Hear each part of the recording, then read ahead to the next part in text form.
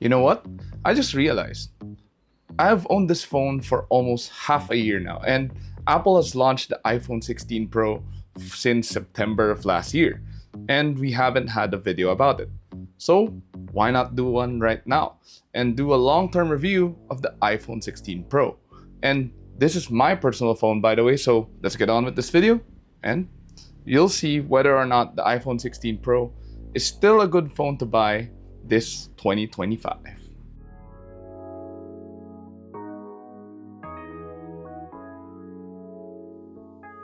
So let's start with the design. It's a lot bigger compared to the iPhone 15 Pro, which I was personally considering on buying last year. However, this one came out and I noticed that the 16 Pro is now a lot bigger as compared to the 15 Pro. And that's why I also didn't go for the 16 Pro Max, because it was just simply too big. This one though felt right in my hands. But aside from the size, well, the design is pretty much very basic iPhone. You can have a lot of customizable cases like the one I have here. This one's a very simple case, or you can have something from Casetify or any Apple branded case. All of them do have the MagSafe logo right now. I chose to go with a clear case because I could add my own personal touches, like add some stickers and whatnot. But again, styling, same as any old iPhone. It's not like the iPhone 16, which received a new camera island with a vertical slit. This one still retains the square island as before that we've all come to love. And I personally like that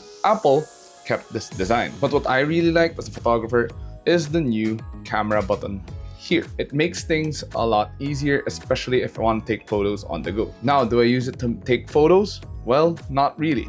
I still mainly use the circle on the display.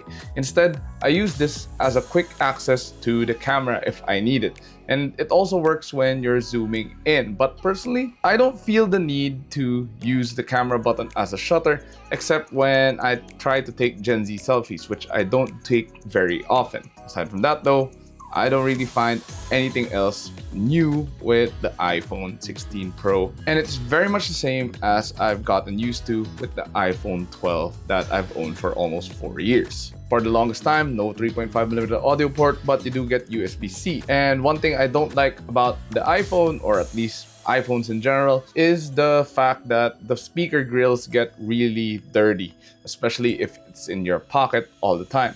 That happens whether you have a case or not, and you do have to clean it ever so often. Aside from that, the design, very much the same as before, so nothing new there.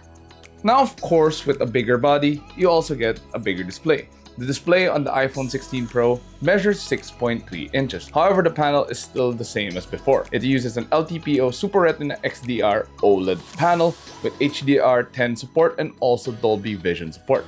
Peak brightness 2000 nits, and it's very color accurate as with most iPhones. In fact, I use this display to check out the edits I make on my computer to see whether or not the colors are accurate. The same goes for the videos that I edit. Because I color grade them, I want to make sure that the people who are viewing my videos or checking out my photos both on Instagram and on social media, they know that what they're seeing is the same as what I'm seeing on my computer. But when I'm not working, of course, I do enjoy watching videos on this phone. While I do have a big TV, sometimes I just want to relax in the office and just binge watch some Netflix, which I do a lot on this phone. Of course, it also works for YouTube, and you do get dual stereo speakers, which sound amazing, by the way. Now, as for the sound, you do get dual stereo speakers, and they sound amazing. It doesn't have support for Dolby Atmos like with most other phones, especially the Android phones, but overall, I do like the soundstage it produces. It's not the most bassy, which is to be expected as with most phones, but it does the job pretty well. And I get to enjoy listening to music with the loudspeaker and at the same time have group watch parties with my friends. Now, while the viewing angles are amazing, I do have a tempered glass with a privacy screen, so the covers do get hidden, which is a bit of a disappointing for me because it's a great display, but for me, privacy works, so yeah. I just have to live with it. Now, for those of you planning to get something similar for your iPhone 16 Pro, do note that it does make it hard to take photos from various angles. For example, if I want to take photos at the low angle, you're not going to be able to see things on the display. But hey, again, that's just part of the screen protector that I chose. So that's something for you guys to consider if you're planning to choose a screen protector and you plan to get an iPhone 16 Pro. But overall, I'm very happy with the display of this iPhone 16 Pro. It's a big step up from the 12 that I used to use. Now, let's talk about the performance of the iPhone 16 Pro. I would use this phone for everything I do, whether it's work, play, family, everything else in between. I mainly use this for work when I'm checking emails, writing scripts. Yes, I write on this phone with the Google Sheets app. Maybe I have a new script in mind. Maybe there's a new video topic that I thought of. And instead of having to wait and go home and use my computer when I may have forgotten what I was thinking about, I just quickly jot it down here. Sometimes I even finish the entire script and even the topic I want to talk about on this phone already. I'm someone who likes working on the go, and whether I'm in Japan or here or somewhere on vacation and boss Abe's needs me, I'll be able to get work done. I mean, that's the beauty of having a very powerful phone like this one, since it can handle all of the multitasking tasks I have on hand. Best of all, I can still play the games that I usually play. Now, when it comes to games, I don't usually play a lot of games on this phone, mainly just one game, which is a rhythm game called D4DJ. While I do occasionally play Genshin Impact on this phone, it can handle both of them on max graphics without any issue. The Apple A18 Pro chip on the iPhone 16 Pro is very, very capable. With every setting maxed out, I mean, the phone heats up a little bit, but it's very negligible. And even with this case, which might trap more heat, it's still very bearable, especially considering all of the graphic settings are set to high. And it can even maintain an hour of gameplay, and there are no frame rate drops even when I have a lot of apps running in the background. In fact, I don't really even turn off the apps, I just keep them there, just in case I need to go back to work or a new idea pops up in my head and I want to get things done. So multitasking on this phone is very, very capable. And as you can expect, it has very high benchmarks, which you can check out on screen right now.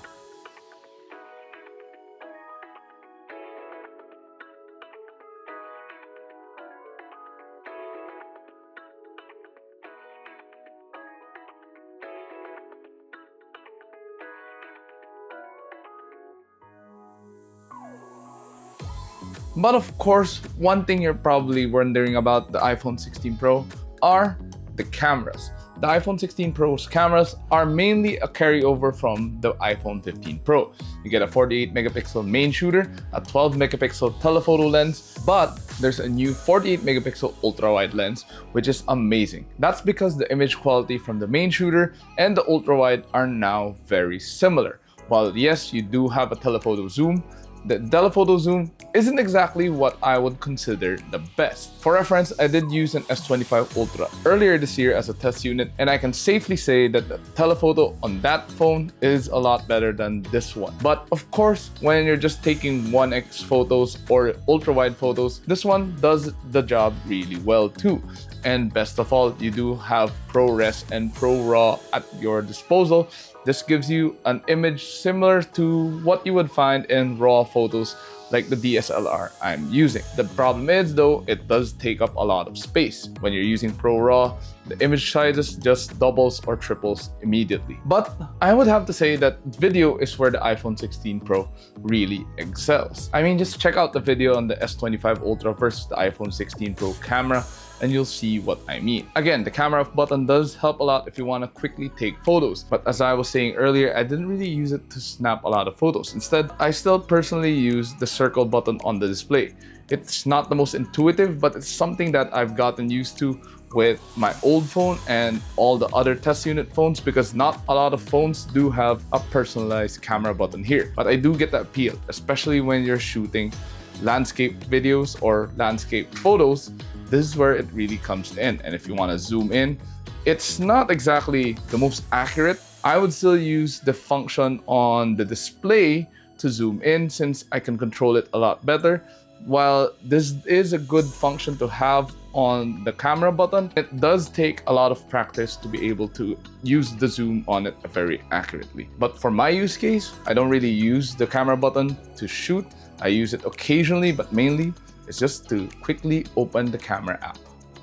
Now let's talk about the OS of the iPhone 16 Pro, and this is where I have a few gripes with this phone. At the time we recorded this video, the iPhone 16 Pro I have is updated to the latest iOS 18.4.1, which is the latest software available. What's great about this is that you do get the full suite of Apple Intelligence among many other features. But personally, I don't really use Apple Intelligence that much, aside from having to set up the alarms and also occasionally asking Siri about stuff that I need to know about. But what I really like about the feature of iOS 18 is that it automatically finishes your text for you, and it also learns what you might be typing into the text box. The text can automatically fill in that sentence instead of me having to type it in completely. So in a sense, it works, but sometimes when I'm typing in a different text but it has a similar starting sequence, it just jumps the gun. But thankfully, you can turn off that feature if you choose to do so. I choose to leave it on because it just makes things easier, especially since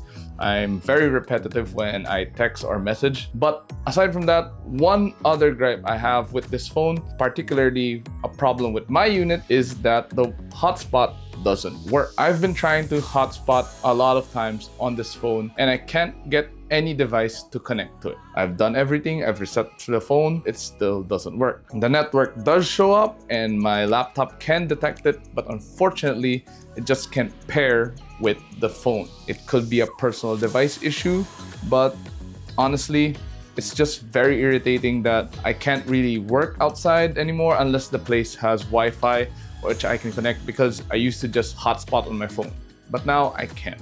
Now, lastly, we have to talk about the battery. And on the iPhone 16 Pro, as with all iPhones before, it doesn't have the biggest battery. The iPhone 16 Pro only has a 3,582 milliamp hour battery pack, which isn't exactly the biggest as compared to the usual phones we review that have a 5,000 milliamp hour battery pack. But surprisingly, this thing does last me the entire day. When I start the day at 100%, by the time I get home at around 7 or 8 p.m., I still have around 22% battery to 23% battery life left. Again, that also depends on my usage of the phone. If I find myself doom scrolling on Instagram or playing D4DJ for a long period of time, of course, the battery will be much lower. Thankfully, it still lasts me the entire day. What's great about iPhones is that you can monitor your battery health, and it's here where you will see how your battery has degraded or whether or not it has degraded at all. And for reference, I keep my charging at 80% maximum, especially when I'm just gonna be at home, in order to extend the battery life a lot longer. Unfortunately though, charging speeds aren't that fast. You are limited to just 45 watt wired charging at most, which isn't exactly the most impressive feat out there, especially considering other brands have faster charging speeds of 90 watts or even more. But again, battery isn't exactly the best aspect of the iPhone 16 Pro, but overall, it's still pretty decent and it can last you an entire day, especially if you're gonna be working. But still, I highly recommend you bring a power bank, whether it's a MagSafe power bank or a wired power bank. Just bring one just in case you need the charge. And that about wraps up our long-term review of the iPhone 16 Pro. Well, at least my personal iPhone 16 Pro. If you're interested in one, it currently retails on the Apple Philippine websites for 69,990 pesos for the 128GB variant. My unit is the 512GB variant, and that's a lot more expensive at 88,990 pesos. And do I think it's worth it? Honestly, if you're in the market for a new iPhone, I highly recommend you wait for the new iPhone 17 to come out later this year and just get the 16 Pro at a discount, because at 88,990 pesos, that is a lot of money for a phone. Who knows, maybe you could get a different phone. Heck, you could maybe even get two phones at this price. That's also why I didn't buy this phone from the Apple Philippines website. I got it from Japan and it's a lot cheaper than the 88,990 peso price tag it has here in the Philippines. But so far, if you want to know about the build quality, it's still very durable. I've dropped this several times, even with the case on. Yes, I did crack the screen protector, but at least that's just the screen protector.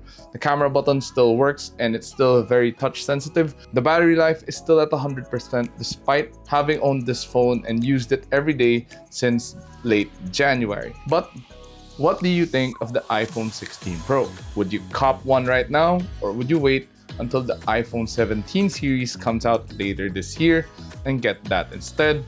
Or maybe you'll follow my suggestion and get the iPhone 16 once the 17 series comes out. That way, you have a discount on the iPhone 16 series. Whatever the case, share your thoughts in the comments down below. And of course, if you enjoyed this video, please do drop a like and subscribe to watch more. Don't forget to follow us on our social media platforms at Facebook, Instagram, X, and TikTok. And of course, visit yugatech.com to stay updated with the latest tech news and reviews. Once again, this has been Jose, and I'll see you guys in the next one. Jane.